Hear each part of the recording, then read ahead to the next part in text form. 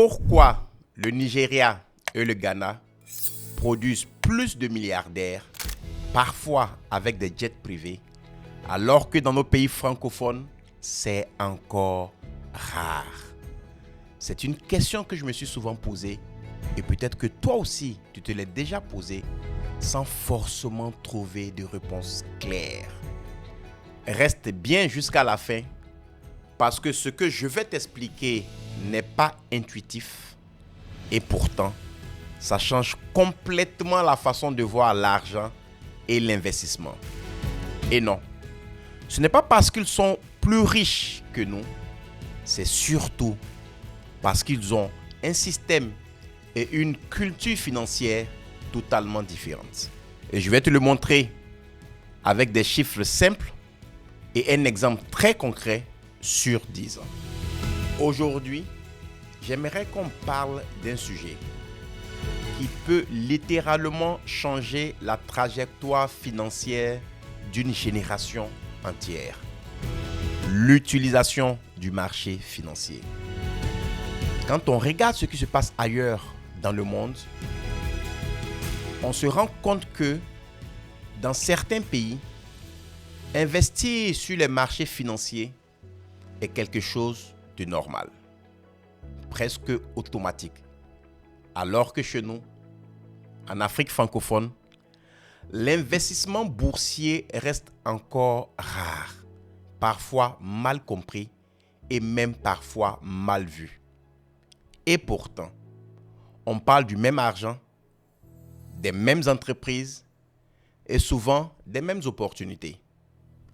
La différence ne vient pas de l'argent lui-même, elle vient de la manière dont on apprend à l'utiliser. Pour ceux qui ne me connaissent pas encore, je m'appelle Daniel Agré, je suis directeur général de Sika Finance et de Sika Advisory. Avant de lancer Sika Finance, j'ai passé plus de 10 ans chez Bloomberg, où j'ai travaillé au cœur de l'information financière internationale, en couvrant aussi bien l'Afrique francophone que l'Afrique anglophone. Et c'est là que j'ai commencé à observer de vraies différences dans la manière d'investir, dans les habitudes financières et surtout dans la manière d'utiliser les placements financiers. En 2019, j'ai décidé de créer Sika Finance avec une mission très simple, mais extrêmement ambitieuse. Rendre l'information financière africaine plus accessible, plus claire et plus professionnelle, afin d'attirer davantage d'investisseurs dans nos économies et dans nos régions. Concrètement, sur Sika Finance, on ne se limite pas à commenter l'actualité économique et financière, on met aussi à disposition des outils très pratiques, comme des simulateurs d'emprunt immobilier, des outils de budget familial, des calculateurs d'intérêts composés et même des outils pour déterminer son profil de risque avant d'investir. L'idée est simple, aider chacun à prendre de meilleures décisions financières avec des données, des outils et de la pédagogie, pas avec des promesses irréalistes. En parallèle, chez Sika Advisory, je travaille avec une équipe d'analystes qui produit des notes de recherche, accompagne des entreprises dans leur levée de fonds et aide des investisseurs à structurer leurs projets. Personnellement, je suis agréé en tant que conseiller boursier et apporteur d'affaires par l'autorité des marchés financiers. Ce qui veut dire que si vous souhaitez être accompagné à la bourse, recevoir des conseils adaptés à votre situation et investir de manière plus structurée, nous avons une équipe prête à vous aider avec un seul objectif: maximiser vos gains tout en maîtrisant vos risques. Je ne suis pas là pour vendre du rêve, je suis là pour expliquer, éduquer et accompagner, parce que la finance, quand elle est bien comprise, peut réellement impacter des vies. Maintenant, regardons les chiffres, parce que les chiffres ne mentent pas. Une récente étude réalisée sur 32 pays s'est intéressée à une question très simple. Quelle part de la population investit réellement en bourse? Aux États-Unis, environ 55% des ménages détiennent des actions. Au Canada, on est autour de 49%. Et au Royaume-Uni, environ 33%. À l'inverse, en France, en Allemagne et au Japon, seulement 15% des ménages investissent sur le marché financier. La conclusion est claire. Les pays anglophones investissent beaucoup plus en bourse que des pays comme la France, l'Allemagne ou le Japon. Et ce n'est pas une question d'intelligence, ni de talent individuel. C'est avant tout une question de système. Dans le monde, il existe 2 grands modèles pour collecter et utiliser l'épargne de la population. Le premier, c'est le Bank-Based System, dans lequel l'épargne passe principalement par les banques, à travers les comptes d'épargne, les produits bancaires classiques et parfois les assurances. La banque collecte l'épargne et ensuite elle finance l'économie. C'est un système très présent dans des pays comme la France, l'Allemagne ou le Japon. Et naturellement, dans ce contexte, le réflexe des populations est simple. Je mets mon argent à la banque, au moins c'est sûr.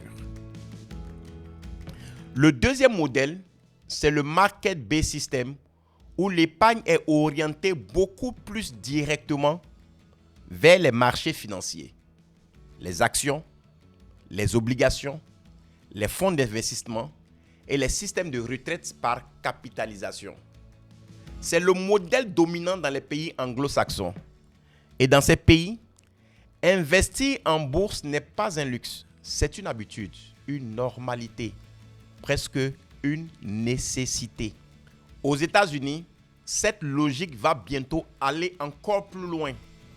Donald Trump souhaite octroyer $1000 à chaque enfant américain dès la naissance. Pas pour consommer, pas pour dépenser, mais pour investir à la bourse.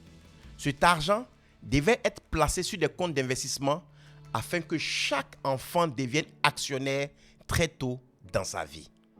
En tant que parent, pose-toi une question simple. Si ton enfant devait recevoir $1000 pour investir dès la naissance et que cet argent travaillait pendant 20, 30 ou 40 ans, tu imagines ce que ça peut devenir? Voilà la différence. Pendant que certains systèmes apprennent aux enfants à faire travailler l'argent dès le berceau, chez nous, on apprend surtout à en avoir peur. Ce n'est pas un hasard. Si plus d'un Américain sur 2 investit en bourse, l'investissement fait partie de la construction du citoyen. C'est un choix de société. Donc, historiquement, la France qui collecte l'épargne via les banques majoritairement a transmis son modèle financier bank-based à ses anciennes colonies. Et on en voit encore les effets aujourd'hui. Pour preuve, les Français sont les meilleurs épargnants en Europe. Dans beaucoup de pays francophones, la banque reste le centre de l'épargne. Et la bourse est souvent perçue comme quelque chose de lointain, de compliqué, voire de dangereux. Le plus paradoxal, c'est que ceux qui comprennent le moins les marchés financiers sont parfois ceux qui découragent le plus ceux qui veulent essayer. Alors qu'en réalité, le vrai danger n'est pas la bourse, mais le fait de ne pas comprendre comment l'argent fonctionne. Dans les pays comme le Ghana, le Nigeria ou le Kenya, investir en bourse ou dans des bons du trésor paraît normal, presque banal. Alors que dans de pays francophones, cela reste encore quelque chose d'exceptionnel. Regardons maintenant ce qui se passe chez nous. La zone UEMOA compte environ 130 millions d'habitants et pourtant, on n'y compte qu'environ 300 000 comptes titres ouverts. Ce qui signifie que moins de 1% de la population investit en bourse. Moins de 1%. Ce chiffre doit nous réveiller parce qu'il montre une chose très simple. Le potentiel est immense, mais le travail d'éducation financière reste énorme. Maintenant, soyons très concrets. Imaginons une personne qui met de côté 50 000 francs CFA par mois pendant 10 ans, soit un total autour de 6 millions de francs CFA. Premier scénario, la personne ne fait rien et laisse simplement l'argent sur un compte courant non rémunéré. Avec une inflation moyenne de 3% par an, au bout de 10 ans, le pouvoir d'achat de cet argent a baissé d'environ 26%. Ce qui veut dire que les 6 millions de francs CFA ne valent plus réellement que 4 440 000 francs CFA. La personne n'a rien dépensé, mais elle s'est appauvrie. Elle a perdu son pouvoir d'achat. Deuxième scénario. La personne place son argent sur une épargne classique, rémunérée à environ 3,5%, le taux classique. Au bout de 10 ans, elle se retrouve avec environ 7 200 000 francs CFA. Il y a un gain, c'est vrai, mais une grande partie est absorbée par l'inflation, qui représente environ 1 600 000 francs CFA sur 10 ans. La banque est utile pour le court terme, mais pour construire un patrimoine sur 10 ans, cela reste souvent insuffisant. Scénario 3.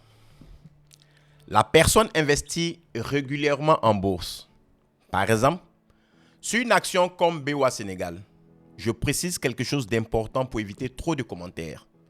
Si j'ai choisi BOA Sénégal pour cet exemple, ce n'est pas pour impressionner ni pour faire rêver avec un titre miracle.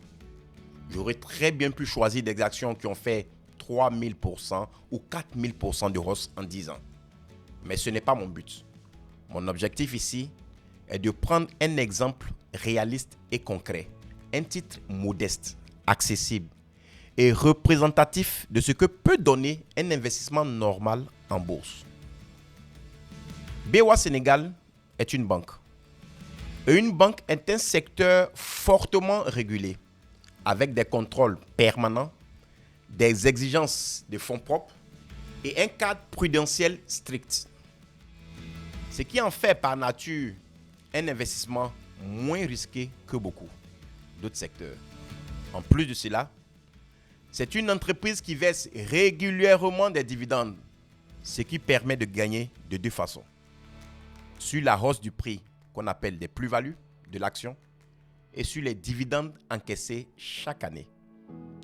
Sur la période de 10 ans, le titre est passé d'environ 1567 francs CFA à plus de 5200 francs CFA sans même parler des dividendes et au final, le portefeuille aurait atteint environ 31 millions de francs CFA. La différence vient du temps, de la régularité et de la puissance des intérêts composés.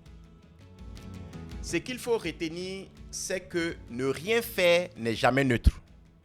D'où ma fameuse phrase « Ne pas investir est plus risqué que investir ». Ne rien faire, c'est perdre du pouvoir d'achat. Épargner est important, mais ce n'est pas toujours suffisant pour bâtir un patrimoine. Investir intelligemment, avec discipline et sur le long terme, c'est se donner une vraie chance de changer sa trajectoire financière.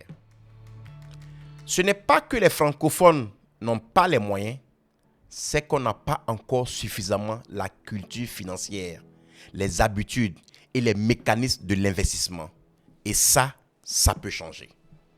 J'espère sincèrement que cette analyse pourra être utile au plus grand nombre, aux particuliers d'abord, pour mieux comprendre les enjeux économiques actuels et prendre des décisions financières plus éclairées, aux entreprises cotées, mais aussi à celles qui envisagent de se faire coter, afin de mieux mesurer l'importance d'un marché financier dynamique et inclusif. Et enfin, aux décideurs de pouvoir public, parce que l'éducation financière n'est pas un luxe, mais une urgence économique et sociale. C'est d'ailleurs dans cet esprit que Sika Finance, nous avons lancé les Sika Academy, un programme de formation destiné à l'ensemble des étudiants de la sous-région pour leur donner très tôt les bases de la finance des marchés et une meilleure compréhension des mécanismes économiques.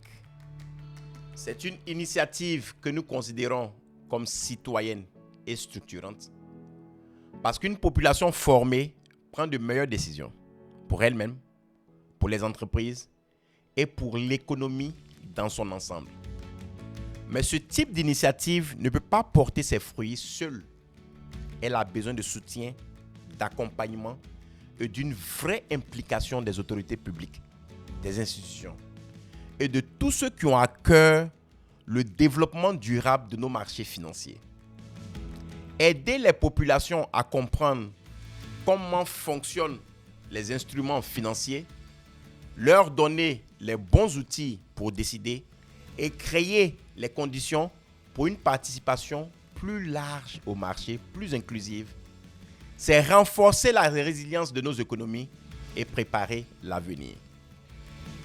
L'éducation financière, ce n'est pas seulement une question d'argent, c'est une question de choix, de responsabilité et de souveraineté économique.